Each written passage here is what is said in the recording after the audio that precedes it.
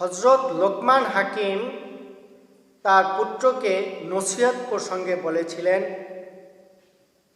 যে, হে প্রিয় বৎস, নিশ্চয়ই পাপ পুণ্য যদি সরিষা দানার পরিমাণ হয়, অতঃপর তা পাথরের মধ্যে কিংবা আসমান সমূহে বা জমিনের মধ্যেও থাকে, আল্লাহ তা নিয়েও আসবেন। নিশ্চয়ই আল্লাহ তাআলা সূক্ষ্মদর্শী ও সর্বজ্ঞ। হে আমার প্রিয় বৎস, নামাজ কায়েম করো, সৎ কাজের আদেশ করো, অসৎ কাজ থেকে নিষেধ করো এবং তোমার উপর যে বিপদ আসে তাতে ধৈর্য ধারণ করো। নিশ্চয়ই এগুলো বড় সৎ সাহসের কাজ। নসিহতগুলো আল্লাহ তাআলার অনেক ভালো লেগেছে, তাই আল্লাহ তাআলা সূরা লুকমানের ভিতরে উল্লেখ করে দিয়েছেন। এখানে বিশেষ বিশেষ কয়েকটি নসিহত যা উল্লেখযোগ্য, কিন্তু আমি এখানে শুধু গুনাহের ব্যাপারটা নিয়ে আপনাদের সম্মুখে আলোচনা করব।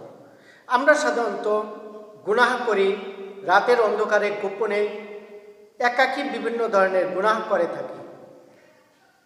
যেই গুনাহের জন্য 4টা জিনিস সাক্ষী হয়ে যায়। 1 নম্বর সাক্ষী হচ্ছে গিয়ে জমিন। যেই জমিনে বসে আপনি গুনাহ করতেছেন, ওই জমিন কিয়ামতের মাঠে আপনার বিরুদ্ধে সাক্ষী দিবে। 2 নম্বরে শরীরের অঙ্গ প্রত্যঙ্গ। যেই অঙ্গ প্রত্যঙ্গ দিয়ে, হয় চোখ দিয়ে, নয়তো কান দিয়ে, নয়তো ব্রেন দিয়ে, নয়তো হাত দিয়ে, নয়তো পা দিয়ে, এনিওয়ে যে কোনোভাবে আপনি গুনাহ করছেন, ওই অঙ্গ প্রত্যঙ্গ কিয়ামতের মাঠে আপনার বিরুদ্ধে সাক্ষী প্রদান করবে। 3 নম্বরে ফেরেশতাগণ, অর্থাৎ সম্মানিত ফেরেশতাগণ আমাদের জীবনের সব কিছুই সিসি ক্যামেরার মতো ভিডিও ধারণ করেন এবং লিখে রাখেন। সুতরাং ওই ফেরেশতা কিয়ামতের মাঠে আমার বিরুদ্ধে তথা আমার গুনাহের বিরুদ্ধে সাক্ষী প্রদান করবেন।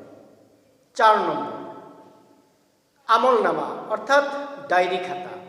আমার গোটা জিন্দেগির সব কিছুই একটি বড় ডায়েরি খাতার মধ্যে লিপিবদ্ধ করা আছে, যাকে আমলনামা বলা হয়।